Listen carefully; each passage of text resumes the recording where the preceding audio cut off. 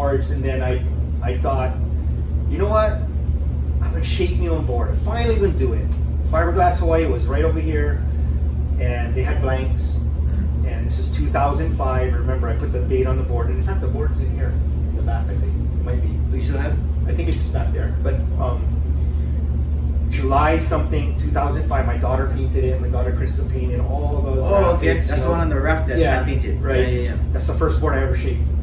I hand shaped it. I got the blank, and I had no, other than watching Rozo, doing some passes with the planer. I never sat there from beginning to end, watched him cut out rails and whatever. So I just kind of went online, looked for stuff, couldn't really find anything. So I just grabbed a block of wood with sandpaper, and I just right through the crust, man. Just with a block of wood and a piece of sandpaper. And just thought, fuck, this is hard, because you gotta bust the skin, right? Yeah. And it ain't easy. Yeah, so I understood immediately why people use planers. I thought, and I was a carpenter for years up until that point, so I understood maybe I should get tools, but I'm not gonna buy tools to make a board. What if my boards, I wasn't gonna commit that deep. I just wanted to see if I could do it. So it took me like 3 days it took me a while just to bust through the crust, the skin, and then once I got it skinned, I could eventually kind of get the shape I wanted, and I just sat there and tweaked and tweaked and tweaked. And the board probably is a little narrower than I wanted, but I just kept doing it, and then I took it to Brian Ping for glass. Yeah. And I know Brian from dirt bike riding, and he was like, "Hey, not bad." And I didn't put any fin marks on it or nothing. I just glass it. I just go, "Hey, can you glass this for Just me?" fins wherever you put them. Right. I was just like, "Oh, okay, you're the glasser. You do fins." And he didn't say nothing. He didn't say, "Blane, you're supposed to mark fins." Yeah. So he made it a 2+1. I surfed it, and then it worked. I was like, "What?" I went out to Kaiser's. Was like summertime. I paddled out. The first wave I took off, and it made a good bottom turn, and I got high, and I cut back, and I was like, "Oh my God, this thing works! This board works! I shaped a board that works!" I was so stoked. So stoked. And then after that very day I got home, I started enclosing my garage. I'm gonna shape all my boards. I'm not buying boards from nobody. I'm gonna make my own. I used to get my long boards, like Tommy Tanaka. I had one of his, was good. That whole thought of I'm never gonna buy another board. If I can make them work just like this, that's all I need. Yeah, I can. It's only gonna get better from here. Right. Not true though. Not every board you make is better than the last one. You gotta go through your shitty one. Right. I went through some shit. Everyone's gotta go through their shitty one. My first stand-up paddle board was so bad, but I still wish I could find it. And it's a big. I used a Clark foam 12/8 blank, and those blanks are heavy, man. Yeah. And it was like a triple stringer, maybe. I don't even remember. Was it triple stringer? But it was a big, heavy blank. It took me forever to shape it. I basically just skinned it and glass it. And glass it. But I sent it to Otis for glass. And then he made it beautiful. Damn. But it worked like shit. It was just a paddle. It was just a pedal. It wasn't even good for that. I think it was the most horrible board I ever made. Was the first SUP board I ever made. I came from I never saw anybody do stand-up paddling before in person, like watching guys surf. But they already had them at Uncle Bob's contest. They already had stand-up paddle division, so I heard about it. Oh, okay. And then I saw in one of the longboard magazines, I saw a picture of Laird at Porto dropping in on a stand-up board with the paddle, and he was just about to get barreled, and it looked like a solid wave.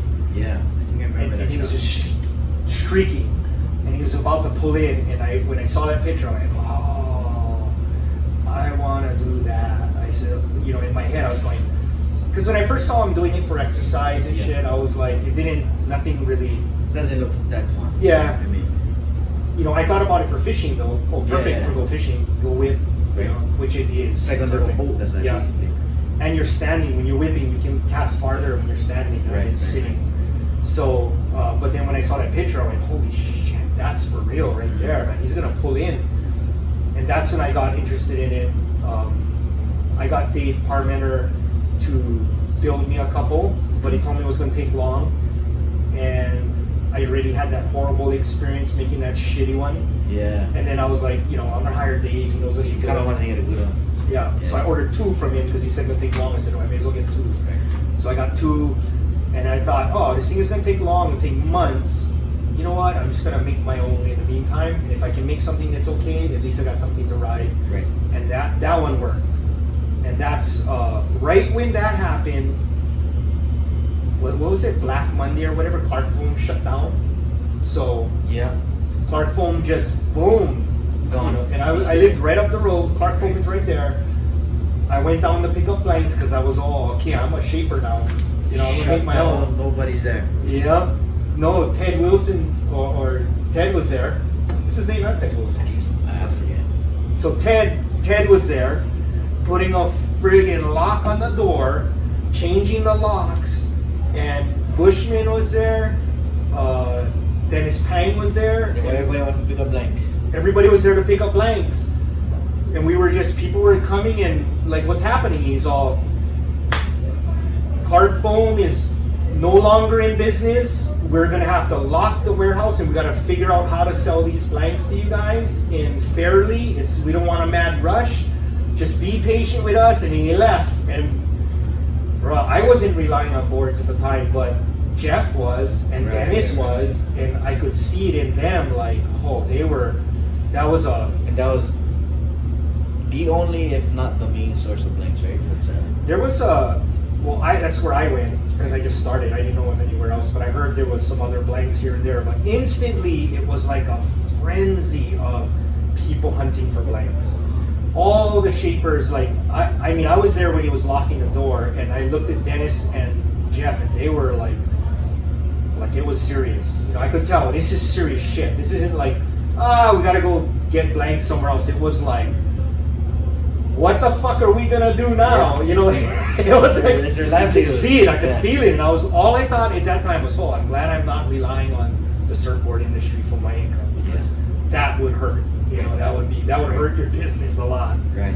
So, but I still wanted to shape, and then I thought, well, if I'm gonna do a stand-up paddleboard, I want it to be light. So let's look at EPS foam. So I went and sourced a company in the mainland in California and told them what I wanted. I took the Clark Foam catalog. I said, can you make something like this? I need a 10/8 blank. I need Were it to they be already this thick." making? They weren't making EPS? surfboard blanks. They were doing EPS stuff, but not like big like that. You know, Yeah, like they were yeah, doing yeah. smaller. People were already doing Boards, epoxy boards. Yeah. Okay. It was right around when resin research was kind of getting into it. Greg Lower from Florida was doing it. You know, that's what I remember from the early epoxy days was resin research. The early, when I knew it was early, I guess. And then I kind of put these blanks together. Next thing you know, Parmenter is coming to me for blanks, or asking me, or I would tell him, Dave, I'm gonna do an order for blanks. You want to throw any in there? And he's like, yeah, give me 3 or 4 or whatever. And then Dennis was coming up to my house and picking up some blanks.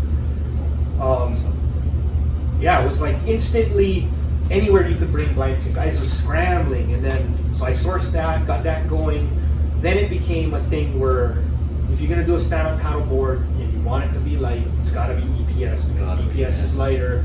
And then it just kind of evolved from there. But yeah, it was crazy, man. I remember that clearly. The feeling I got when they were locking that door. Yeah. Like, oh, this is heavy. You know, this is gonna ruin some people's businesses for sure. Yeah. I could feel it, and I think it did. I think overall, it shook the surf industry when he did that. And then right after that, a whole bunch of companies came out with foam blanks. Right, and then there was. There's a lot to pick from. Yeah, it took a little while, but then there was a lot of blanks that you could get. You know, you could get a lot of stuff after that, which is good. I mean, it was good in a way. Grubby, it worked out well. But it was kind of dick how that happened. But you know, it did work out well. So after stand-up paddle, I mean, shit, you were in that industry for for a while. I mean, a lot of people, especially in town, because I lived in town, and whenever they talked about stand-up paddling, it's like your name was at the forefront of it, or as a whole, people saw it that way anyway. Yeah. Whether you like it or not, Guys, it's like, they're like, did you? Hey, that fucking Blane, he's the one. You're either the guy that made all Hey, these guys I come used to to their feel spot like and this. catch all the waves. Hey, I always live by this saying. I ride a stand-up paddleboard to get away from people, not to get waves from people. That was my motto. But you know what? I cannot control what people do, and I knew already. If you don't buy them from me, You can get it from somebody else. you can get them from somebody else, and you can be just as much of a dick riding someone else's board as you are riding my board. Just so happens, you know, at the time I made some moves that were all on timing. It had nothing to do with I was incredible at business or I was anything. It was pure timing. Right place, right time. Just the timing was perfect. You know, I did all this with good timing, not planned either. That wasn't planned. Oh wait, this is an industry. It wasn't like that at all. It was just I like doing it. Hey, let's do it. Right. Oh, people are ordering. Oh, right on. It just kind of organically blossomed into what it was. You know, good or bad, Yeah. and it just kind of. As fast as it came to, I made a lot of dumb moves in that business, and it went, for me, it was gone.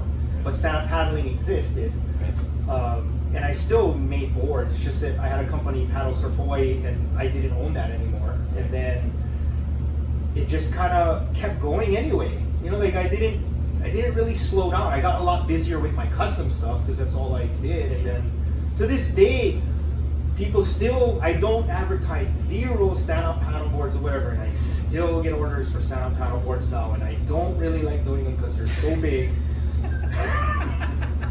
They're such, put it this way, 4-foot foil board. 12-6. 12-6 stand-up board. In this shop, just everything about it's like You get 2 foil boards out of that one SUP.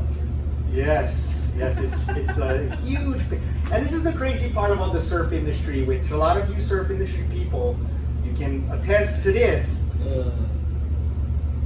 The prices for boards doesn't increase with the price or the cost of making one. So you can use the glassers. So it's like the market is being stifled because you can get cheap boards from China or whatever, and everybody blames China. But the truth is, it's just an expensive product to build by hand in Hawaii or California or wherever, that you cannot compete with that labor, and it is what it is, and I don't really bitch about it because it's what you gonna do, right? Nothing about it. Yeah, you just gotta, you know, just if you don't like it, then you just gotta get out of the industry and do something else. I mean, I'm one of the, I went to China, you know, like I did boards in China, and it was like, that was probably the most profitable time in my business, was doing stuff in China. You can't beat them, join them, and I mean, But can't help it, man. yeah, and the thing is that there's that place, but then you gotta have something more than someone else for everyone to come towards you. Right. Like when I look at the shapers like Eric Arakawa, he's always gonna, and he's got Jack Robinson, you know, just ripping on his stuff, and he does quality product, and people will keep buying it like that. You know, and I am definitely no Eric Arakawa. He's like, I look at him, I look at Glenn Pang, Minami.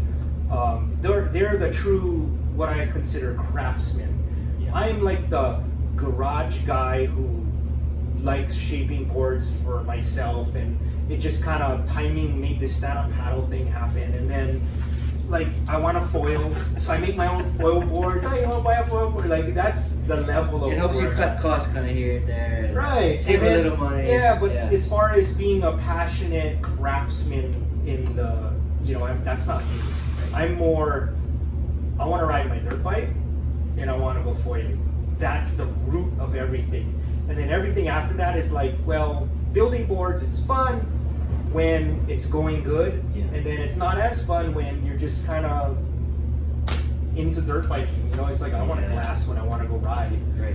You know, so it just becomes this thing where it feels good, do it. You know, kind of space in my life. If it feels good, do it, and that's where you go. You know, you go in that direction where there's passion. You know? Yeah. It's always more fun that way, right? Yeah, since I was born, it was, you know, I don't know if I was 3 or 5, but I know it was 5 or earlier. Dirt bikes and surfing. I knew it. Yeah. I knew it. I couldn't ride dirt bikes and I couldn't even swim, but I knew it back then. That's what I like to do. That's going to be the thing I'm going to do. I never ever was, I want to be a shaper. I want to make a board. It never ever was, I want to work on bikes. Right, it wasn't anything like that. It was, I want to ride them. That's it.